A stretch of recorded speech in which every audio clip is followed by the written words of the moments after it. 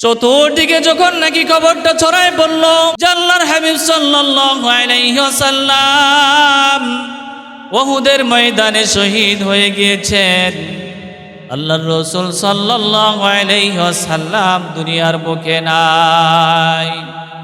একজন আজুজা মহিলা, একজন বৃদ্ধা মহিলা রাসূলুল্লাহ সাল্লাল্লাহু আলাইহি ওয়াসাল্লামের খাঁটি আশেকা মহিলা, বৃদ্ধা মহিলা, এই খবরটা যখন নাকি মহিলার কানের ভিতরে বারবার বসতে লাগলো যে কতিলা মুহাম্মদ সাল্লাল্লাহু আলাইহি ওয়াসাল্লাম উহুদের ময়দানে শহীদ হয়ে গিয়েছে, এই বৃদ্ধা মহিলা এই খবর শোনার পরে উহুদের ময়দানের দিকে দৌড় দিলেন। জোরে বলি সুবহানাল্লাহ।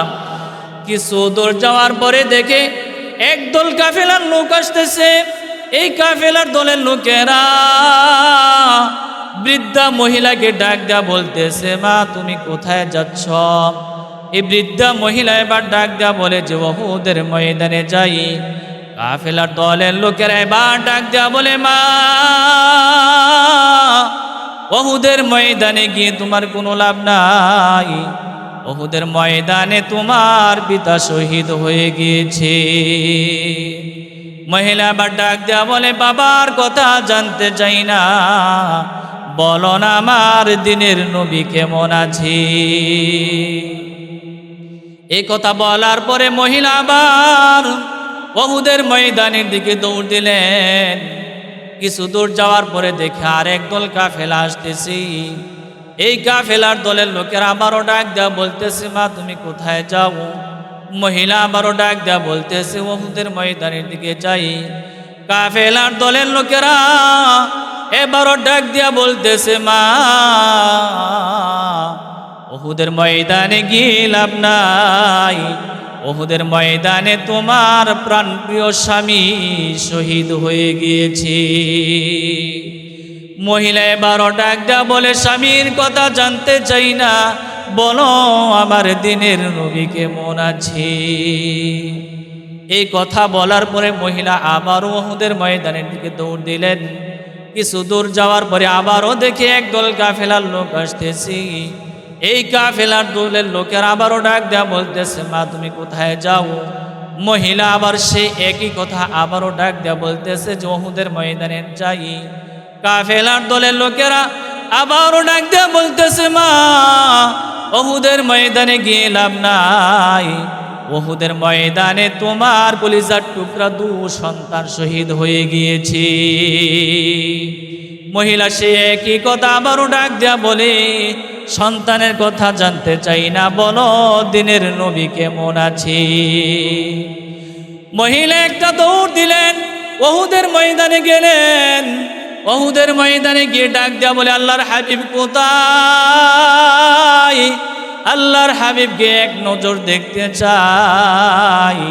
ঠিক সেই সময় আলী রাদিয়াল্লাহু তাআলা আনহু একটা ঢালের মাঝে পানি নিয়ে আল্লাহর হাবিব সাল্লাল্লাহু আলাইহি ওয়াসাল্লামের শরীর থেকে রক্ত মোবারকগুলা সুন্দরভাবে মুছে দিচ্ছেন। এই মহিলা দৌড় দিয়ে আল্লাহর রাসূল সাল্লাল্লাহু আলাইহি ওয়াসাল্লামের সামনে চলে গেলেন। আল্লাহর রাসূলকে দেখে একটা মুচকি হাসি দিলেন। আল্লাহর রাসূলকে এবার ডাক দেয়া বলতেছি, ইয়া রাসূলুল্লাহ, বহুত ব্যথা নিয়ে দিলে, বহুত ব্যথা নিয়ে উহুদের ময়দানে এসেছি ইয়া রাসূলুল্লাহ। রাস্তার মাঝে খবর শুনলাম যে আমার বাবা শহীদ হয়ে গিয়েছে। আবারও একটু দূরে এসে শুনলাম আমার স্বামী শহীদ হয়ে গিয়েছে। আবারও খবর শুনলাম উহুদের ময়দানে আমার কলিজার টুকরা দুটো সন্তান শহীদ হয়ে গিয়েছে। ইয়া রাসূলুল্লাহ, দিলে বড় ব্যথা নিয়ে উহুদের ময়দানে এসেছি ইয়া রাসূলুল্লাহ। উহুদের ময়দানে এসে যখন নাকি দেখি ইয়া রাসূলুল্লাহ আপনি জীবিত আছেন, ইয়া রাসূলুল্লাহ আল্লাহর কসম খেয়ে বলতেছি ইয়া রাসূলুল্লাহ, বাবা হারানোর ব্যথা, স্বামী হারানোর ব্যথা, সন্তান হারানোর ব্যথা, সমস্ত ব্যথাগুলা আপনি রসুলকে দেখার সাথে সাথে দূর হয়ে গিয়েছে। মহব্বত কাকে বলে?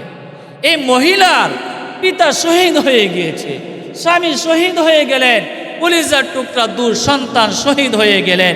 উহুদের ময়দানে গিয়ে যখন নাকি দেখলেন আল্লাহর পয়গম্বর জনাবে মুহাম্মদুর রাসূলুল্লাহ সাল্লাল্লাহু আলাইহি ওয়াসাল্লাম মারা যান নাই, এখনো পর্যন্ত জীবিত আছেন, এই মহিলা ডাক দেয়া বলে, ইয়া রাসূলুল্লাহ, আপনি জীবিত আছেন। এই দৃশ্য দেখার সাথে সাথে আমার দিলের ভিতর থেকে সমস্ত ব্যথাগুলো দূর হয়ে গিয়েছে। মহাব্বত কম করেছেন না বেশি করেছেন? কম করেছেন না বেশি করেছেন?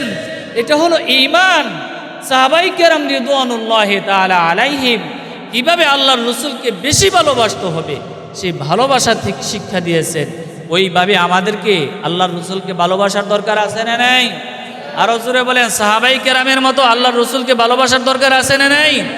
ওইভাবে আমাদেরকে ভালোবাসতে হবে। যদি আমরা আল্লাহর রাসূলকে সাহাবায়ে কেরামের মতোই ভালোবাসতে পারি, তাহলে আল্লাহ পাক রব্বুল আলামিনের দফতরে আমরা পরিপূর্ণ মুমিন মুত্তাকি হয়ে যাইব। সুবহানাল্লাহ। قل إن كنتم تحبون الله فاتبعوني يحببكم الله ويغفر لكم ذنوبكم والله غفور رحيم।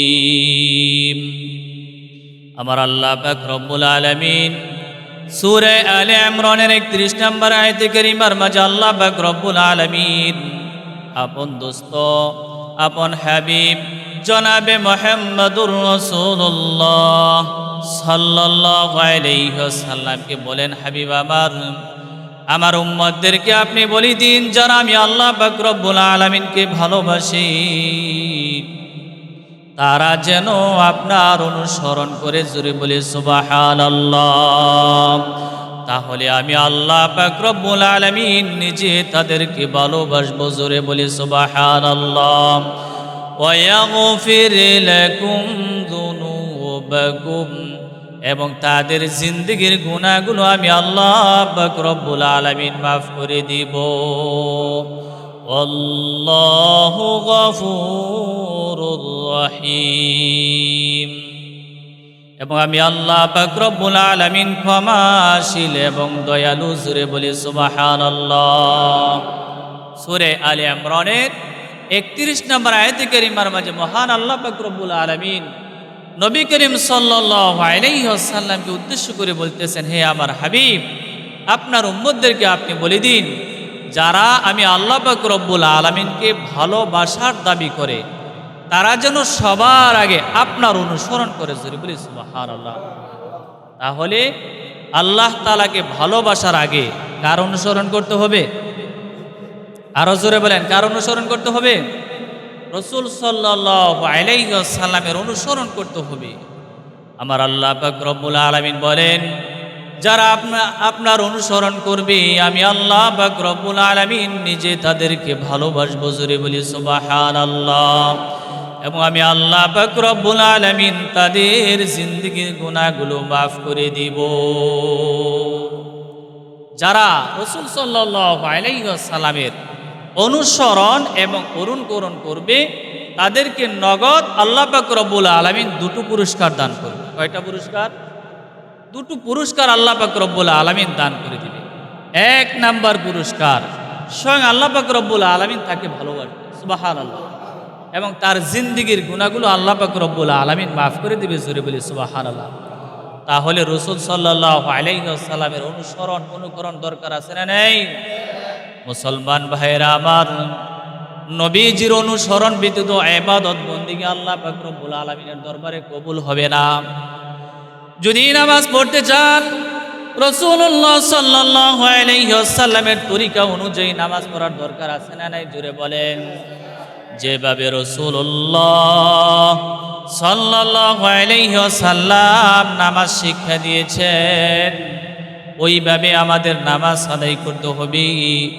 যেভাবে রাসূলুল্লাহ সাল্লাল্লাহু আলাইহি ওয়াসাল্লাম সাহাবায়ে কেরামকে হজ করার শিক্ষা দিয়েছেন ওইভাবে আমাকে আপনাকে হজ করার দরকার আছে না নাই? জোরে বলেন। আমি আপনি যদি রাসূলুল্লাহ সাল্লাল্লাহু আলাইহি ওয়াসাল্লামের তরিকা মোতাবেক ইবাদত বন্দেগী না করতে পারি, তাহলে কোনো ইবাদত আল্লাহ তাআলার দরবারে কবুল হবে না। জোরে বলি নাউজুবিল্লাহ। আর আদনা থেকে আদনা নেক আমল যদি রাসূলুল্লাহ সাল্লাল্লাহু আলাইহি ওয়াসাল্লামের তরিকা মোতাবেক করতে পারি, তাহলে ওই নেক কাজ আল্লাহ পাক রব্বুল আলামিনের দরবারে কবুল হয়ে যাবে। জোরে বলি সুবহানাল্লাহ। এর জন্য মহান আল্লাহ পাক রব্বুল আলামিন বলেন, কুল ইন কুনতুম তুহিব্বুনাল্লাহ ফাত্তাবিউনি ইউহিব্বুকুমুল্লাহ ওয়া ইয়াগফির লাকুম যুনুবাকুম ওয়াল্লাহু গফুরুর রহিম। আমার আল্লাহ পাক রব্বুল আলামিন বলেন, যারা আমার হাবিবের অনুসরণ করব, আমি আল্লাহ পাক রব্বুল আলামিন নিজে তাদেরকে ভালোবাসবো। জোরে বলি সুবহানাল্লাহ। এবং আমি আল্লাহ পাক রব্বুল আলামিন তাদের জিন্দেগীর গুনাহগুলো মাফ করে দিব। এজন্য আল্লাহ পাক রব্বুল আলামিনের ইবাদত বন্দেগী, যে ইবাদত আমরা করব, প্রত্যেকটা ইবাদত রাসূল সাল্লাল্লাহু আলাইহি ওয়াসাল্লামের তরিকা মোতাবেক করতে হবে। কার তরিকা মোতাবেক? আরো জোরে বলি, কার তরিকা মোতাবেক? রাসূল সাল্লাল্লাহু আলাইহি ওয়াসাল্লামের তরিকা অনুযায়ী আমাদের নেক কাজ করার দরকার। তাহলে আল্লাহ পাক রব্বুল আলামিন নিজে আমাদেরকে ভালোবাসবেন এবং আমাদের জিন্দেগীর গুনাহগুলো মাফ করে দিবে। জোরে বলি সুবহানাল্লাহ। আল্লাহ পাক রব্বুল আলামিন যে ব্যক্তিকে ভালোবাসবে এবং যার জিন্দেগীর গুনাহগুলো আল্লাহ পাক রব্বুল আলামিন মাফ করে দিবে, কাল হাসরে ময়দানে সেই ব্যক্তি আল্লাহ পাক রব্বুল আলামিনের জান্নাতের মেহমান হয়ে যাইবে। জোরে বলি সুবহানাল্লাহ।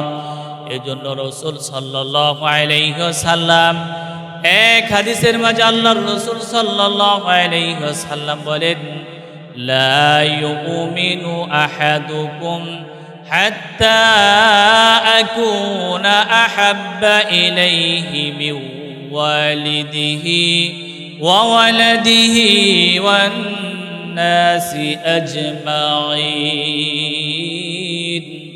এজন্য আল্লাহর পয়গম্বর জনাবে মুহাম্মদুর রাসূলুল্লাহ সাল্লাল্লাহু আলাইহি ওয়াসাল্লাম বলেন, যতক্ষণ পর্যন্ত তোমরা আমাকে তোমার পিতা থেকে, তোমার মা থেকে, তোমার বিবি বাচ্চা থেকে, তোমার বন্ধু বান্ধব থেকে আমি নবীকে যতক্ষণ পর্যন্ত বেশি ভালো না বাসবে, ততক্ষণ পর্যন্ত তোমরা পরিপূর্ণ ঈমানদার হতে পারবে না। জোরে বলি নাউজুবিল্লাহ।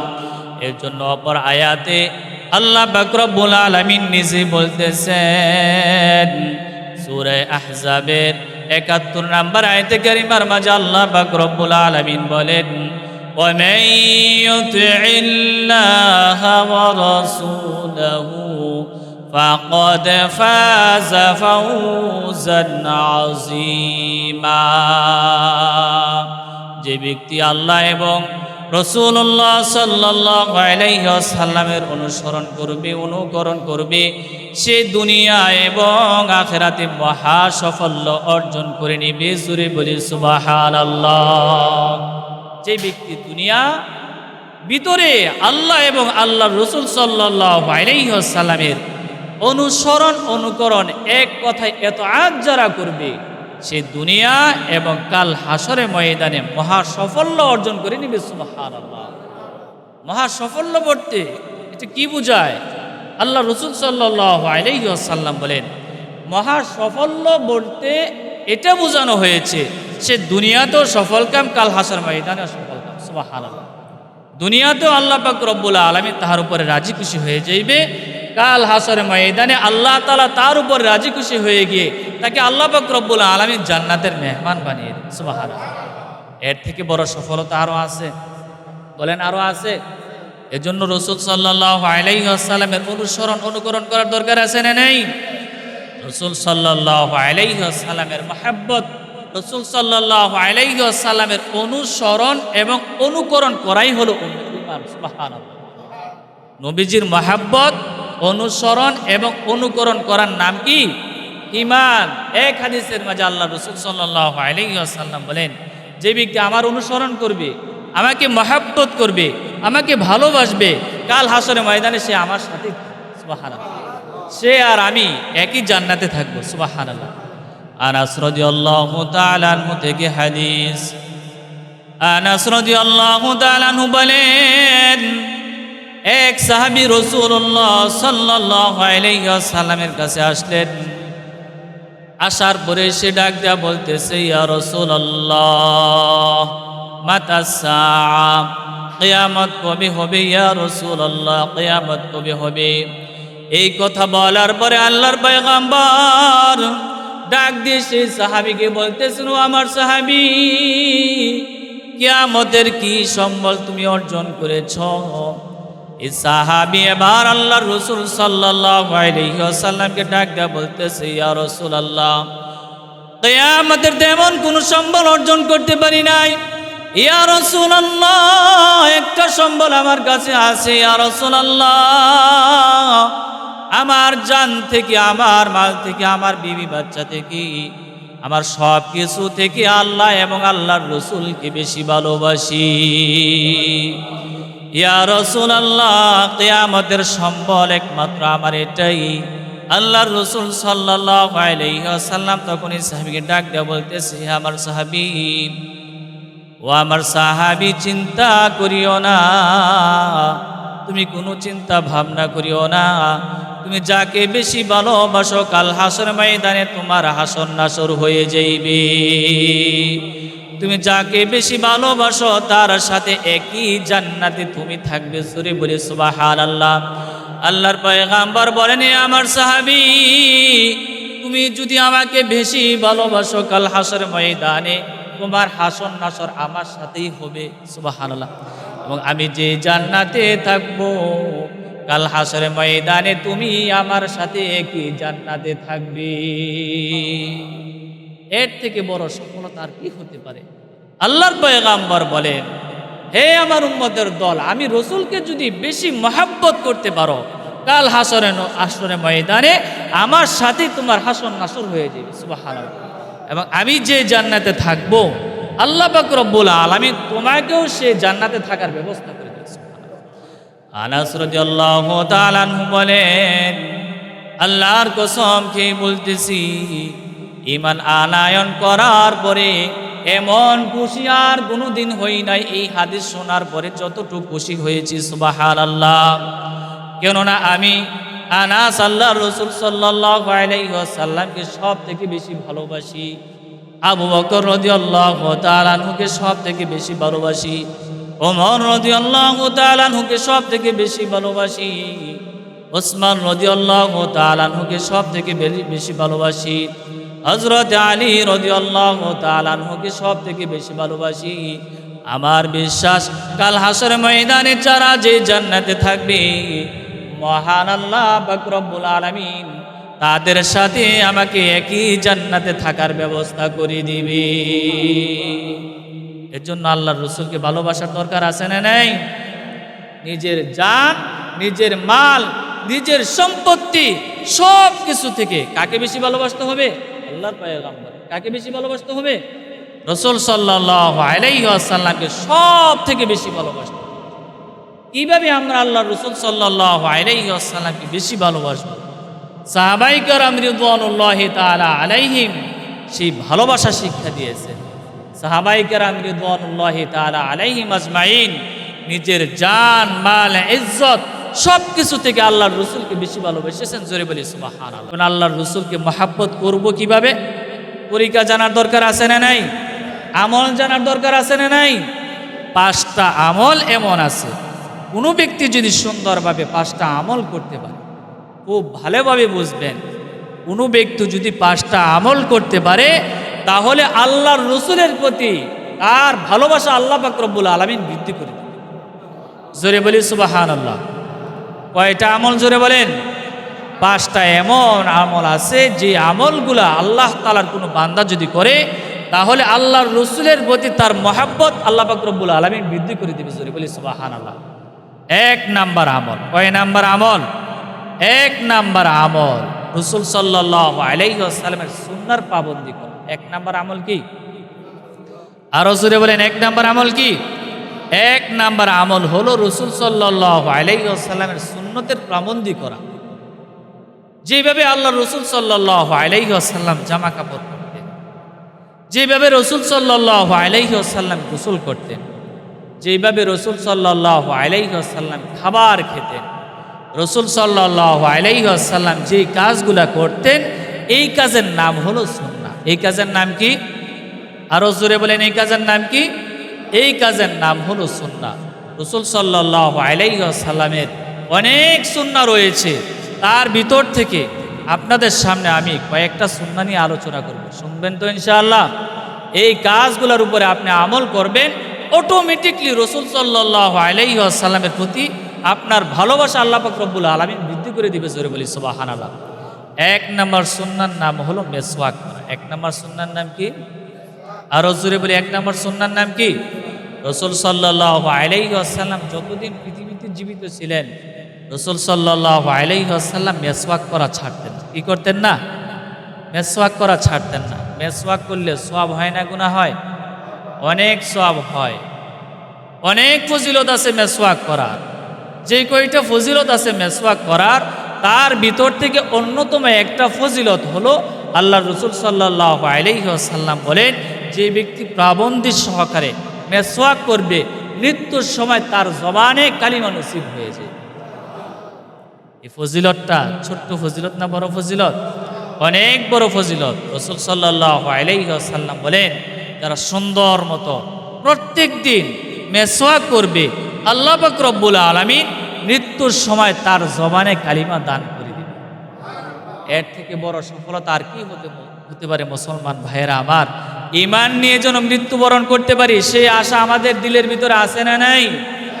এই জন্য মেসওয়াক করবেন। আল্লাহর পয়গম্বর বলেন, আমার যে উম্মত সুন্দরভাবে পাবন্দি সহকারে মেসওয়াক করবে, আল্লাহ পাক রব্বুল আলামিন মৃত্যুর সময় তার জবানে কালিমা নসিব করে দিবে। সে কালিমা পড়তে পড়তে দুনিয়া ত্যাগ করবে। জোরে বলি সুবহানাল্লাহ। রাসূল সাল্লাল্লাহু আলাইহি ওয়াসাল্লামের সর্বশেষ আমল ছিল মেসওয়াক করা। সর্বশেষ আমল কি ছিল?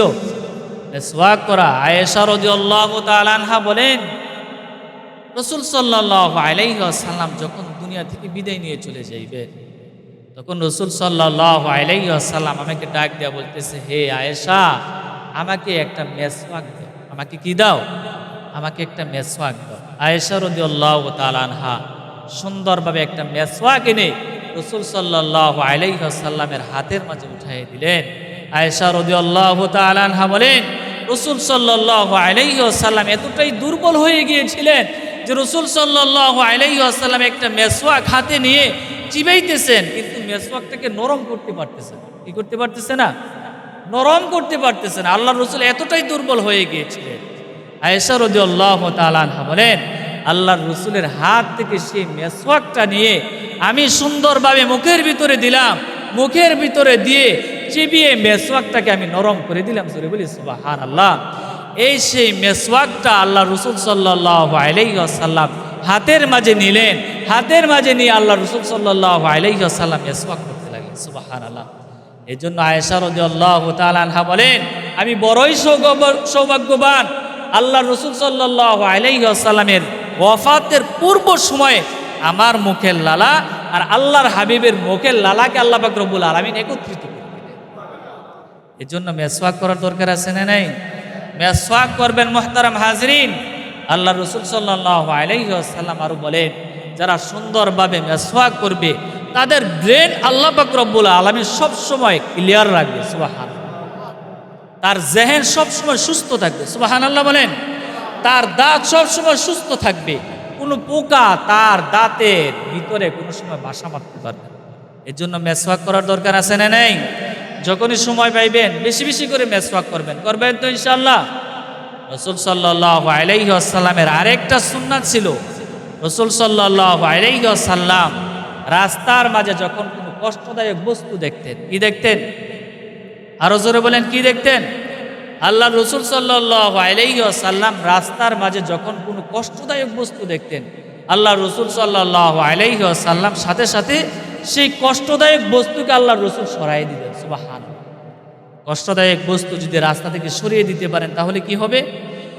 এক হাদিসের মাঝে আল্লাহর রাসূল সাল্লাল্লাহু আলাইহি ওয়াসাল্লাম বলেন, আমার যে উম্মতগুলো রাস্তা থেকে কষ্টদায়ক বস্তুগুলো সরিয়ে দিবে, এতটুকু কাজ আমার যে উম্মত করতে পারবে তার পিছনের সমস্ত গুনাহগুলো আল্লাহ পাক রব্বুল আলামিন মাফ করে দিবে। এজন্য রাস্তা থেকে কলার সিলকা, একটা সুই বা কাটা, কষ্টদায়ক বস্তু যে জিনিসটা থাকুক না কেন আল্লাহর রাসূল সাল্লাল্লাহু আলাইহি ওয়াসাল্লাম সরিয়ে দিতেন।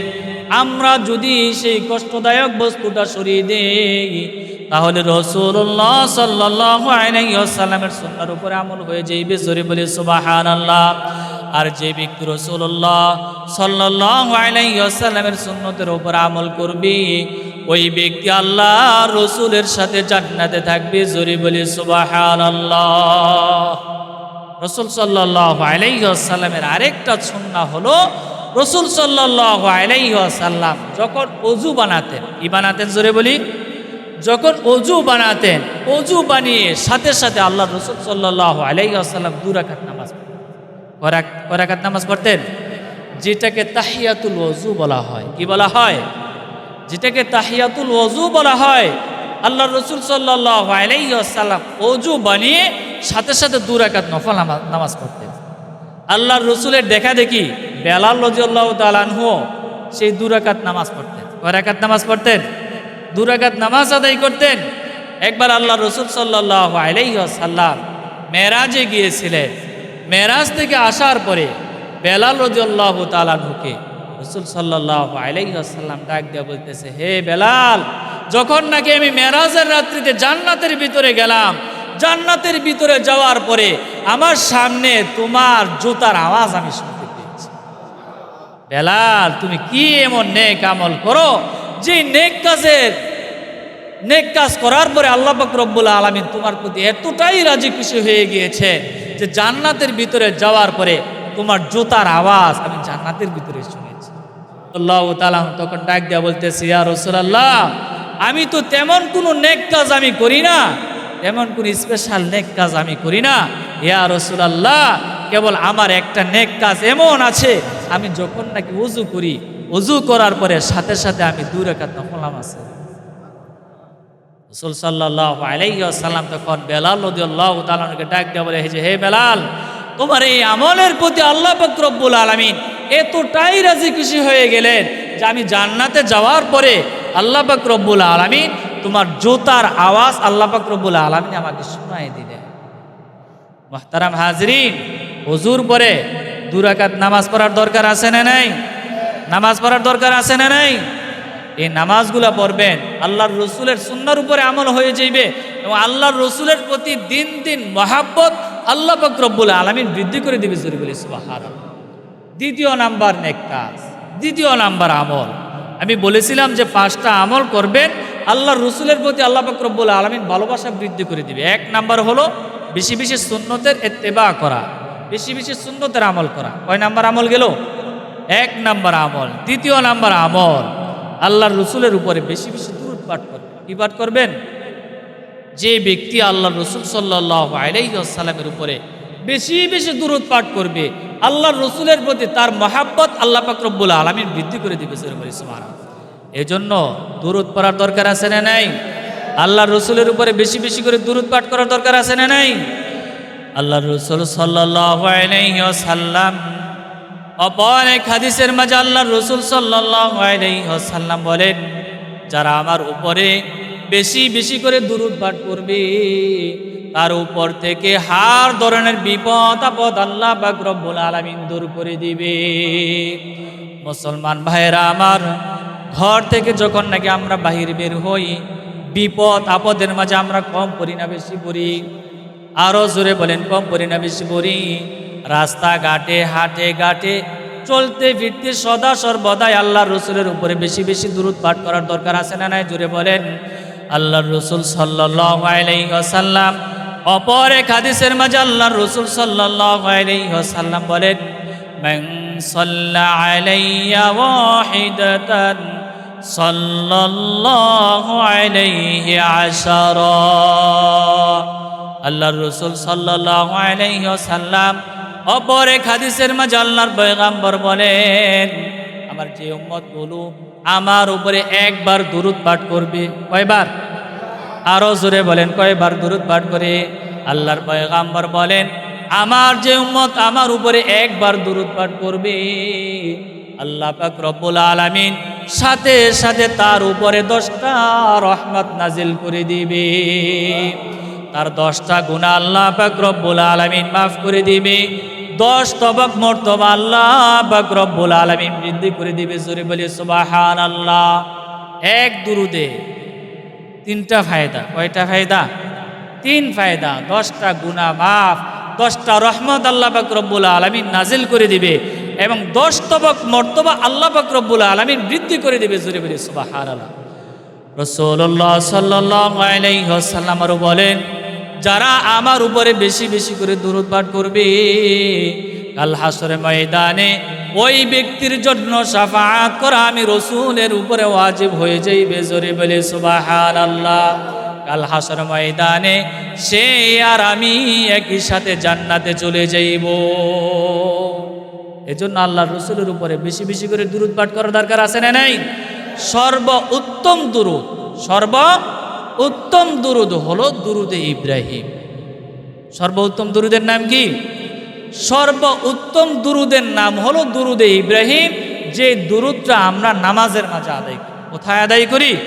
যে দুরুদটা আমরা নামাজের ভিতরে আদায় করি। এত লম্বা দুরুদ যদি আপনি নাও পড়তে পারেন, যদি এতটুক বলেন যে সাল্লাল্লাহু আলাইহি ওয়াসাল্লাম, জোরে বলি সাল্লাল্লাহু আলাইহি ওয়াসাল্লাম। এই যে এখন বললেন সাল্লাল্লাহু আলাইহি ওয়াসাল্লাম, আপনার আমার উপরে আল্লাহ পাক রব্বুল আলামিন 10টা রহমত নাজিল করে দিয়েছেন। 10টা গুনাহ আল্লাহ পাক রব্বুল আলামিন মাফ করে দিয়েছেন। আমার আপনার মর্তবা আল্লাহ পাক রব্বুল আলামিনের কাছে যেখানে ছিল 10 তবক মর্তবা আল্লাহ পাক রব্বুল আলামিন বৃদ্ধি করে দিয়েছেন। জোরে বলি সুবহানাল্লাহ। 3য় নাম্বার আমল, যে আমলটা করলে আল্লাহর রাসূলের প্রতি আল্লাহ পাক রব্বুল আলামিন আমাদের মহব্বত বৃদ্ধি করে দিবে। কয় নাম্বার আমল? 3য় নাম্বার আমল হলো সোমবার দিন বেশি বেশি করে রোজা রাখা। কোন দিন? জোরে বলেন, আরো জোরে বলেন, কয় দিন? সোমবার দিন। আল্লাহর রাসূল সাল্লাল্লাহু আলাইহি ওয়াসাল্লাম যতদিন পৃথিবীর বুকে জীবিত ছিলেন, আল্লাহর রাসূল সাল্লাল্লাহু আলাইহি ওয়াসাল্লাম সোমবার দিন রোজা রেখেছেন। অন্য হাদিসের মাঝে আসছে যে সপ্তাহে বৃহস্পতিবার দিনও আল্লাহর রাসূল সাল্লাল্লাহু আলাইহি ওয়াসাল্লাম রোজা রেখেছেন। সপ্তাহে 2টা রোজা, এক হলো সোমবার, 2য় নাম্বার কোন দিন? 2য় নাম্বার হলো বৃহস্পতিবার দিন। সোমবার দিন আল্লাহর পয়গম্বর কেন রোজা রেখেছেন? রাসূল সাল্লাল্লাহু আলাইহি ওয়াসাল্লাম বলেন, সোমবার দিন আল্লাহ পাক রব্বুল আলামিন আমাকে দুনিয়াতে পাঠিয়েছেন। আরো জোরে বলি সুবহানাল্লাহ। এই জন্য আল্লাহ পাক রব্বুল আলামিনের কাছে শুকর আদায় করার জন্য আমি সোমবার দিন রোজা রাখি। জোরে বলি সুবহানাল্লাহ। এবং বৃহস্পতিবার দিন আল্লাহ রাসূল সাল্লাল্লাহু আলাইহি ওয়াসাল্লাম কেন রোজা রেখেছেন? সাহাবায়ে কেরাম রিদওয়ানুল্লাহি তাআলা আলাইহিম আজমাইন জানতে চাইলেন, ইয়া রাসূলুল্লাহ, বৃহস্পতিবার দিন আপনি কেন রোজা রাখেন? আল্লাহর পয়গম্বর ডাক দেয়া বলেন, যে আমার সাহাবারা, বৃহস্পতিবার দিন প্রত্যেকটা বান্দার নেক কাজ আল্লাহ পাক রব্বুল আলামিনের কাছে পেশ করা হয়। সুবহানাল্লাহ। এজন্য আমি অপেক্ষায় থাকি, আমি আশা রাখি, আমি সেই অবস্থায় আমি রোজা রেখেছি যে অবস্থায় আমার নেক কাজ আল্লাহ তাআলার কাছে পাঠানো হয়েছে। এজন্য বৃহস্পতিবার দিনও রোজা রাখার দরকার আছে না নাই? এছাড়া চন্দ্র মাসের 13, 14, 15, কোন তারিখ? 13, 14, 15 তারিখে আল্লাহ রাসূল সাল্লাল্লাহু আলাইহি ওয়াসাল্লাম সব সময় রোজা রেখেছেন। এগুলা আল্লাহ রাসূল সাল্লাল্লাহু আলাইহি ওয়াসাল্লাম নফল হিসেবে রেখেছেন। কি হিসাবে রেখেছেন? এজন্য এই রোজাগুলো রাখার দরকার আছে না নাই? একটা রোজা যদি কেউ রাখে, কয়টা রোজা? একটা রোজা যদি কেউ রাখে, তার কাছ থেকে জাহান্নামকে কতটুক দূরে পাঠিয়ে দেওয়া হয়।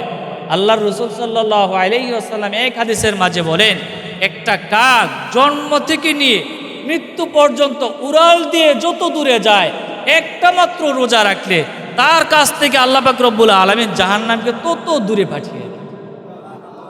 এজন্য এই সমস্ত রোজা রাখার দরকার আছে না নাই?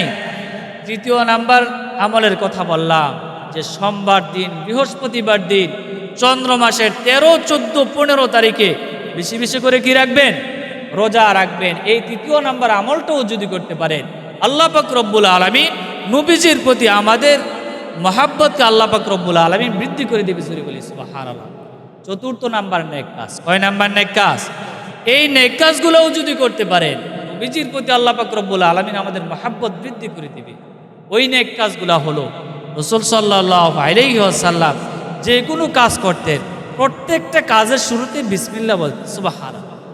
প্রত্যেকটা কাজের সময় রাসূল সাল্লাল্লাহু আলাইহি ওয়াসাল্লাম দোয়া করতেন। সুবহানাল্লাহ বলি। এই জন্য প্রত্যেকটা কাজের মাঝে আমাদের দোয়া করার দরকার আছে না নাই? আপনি খাবার খাবেন, খাবার খাওয়ার দোয়া আছে না নাই? আর জোরে বলেন, খাবার খাওয়ার সময় দোয়া করার দরকার আছে না নাই? খাবার খাওয়ার সময় দোয়া পড়বেন বিসমিল্লাহি ওয়া আলা বারাকাতিল্লাহ। সকলে বলেন বিসমিল্লাহি ওয়া আলা বারাকাতিল্লাহ। এই দোয়া যদি কেউ পড়ে, তাহার কাছে যদি শয়তান বসা থাকে, এই দোয়া পড়ার সাথে সাথে আল্লাহ পাক রব্বুল আলামিন খাবারের মাঝখান থেকে শয়তানকে দূরে সরায় দেয়। আল্লাহ পাক রব্বুল আলামিন তার খাবারের মাঝখানে রহমত এবং বরকত নাজিল করে দেয়। জোরে বলি সুবহানাল্লাহ। আপনি ঘুমাতে যাইবেন, ঘুমানোর আগে দোয়া পড়ার দরকার আছে না নাই? ঘুমানোর আগে একটা দোয়া আছে। ঘুমানোর দোয়া কি? বেশি বেশি করে পড়বেন। ঘুমানোর আগে পড়বেন আল্লাহুম্মা বিসমিকা আমুতু ওয়া আহইয়া। ঘুমানোর দোয়া কি? জোরে বলেন আল্লাহুম্মা বিসমিকা আমুতু ওয়া আহইয়া। আল্লাহর রাসূল সাল্লাল্লাহু আলাইহি ওয়াসাল্লাম ঘুমে যাওয়ার আগে এই দোয়াটা পড়ে নিতেন, এবং যখন নাকি ঘুম থেকে জাগতেন আল্লাহ রাসূল সাল্লাল্লাহু আলাইহি ওয়াসাল্লাম দোয়া পড়তেন আলহামদুলিল্লাহ বিসমিল। দোয়াটা পড়ে নিতেন আলহামদুলিল্লাহিল্লাযী আহইয়ানা বা'দামা আমাতানা ওয়া ইলাইহিন নুশুর।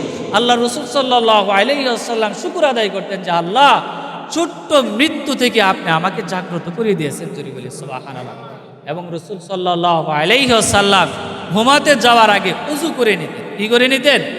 ওযু করে নিতেন। এই জন্য আল্লাহ রাসূল সাল্লাল্লাহু আলাইহি ওয়াসাল্লাম ওযু করতেন।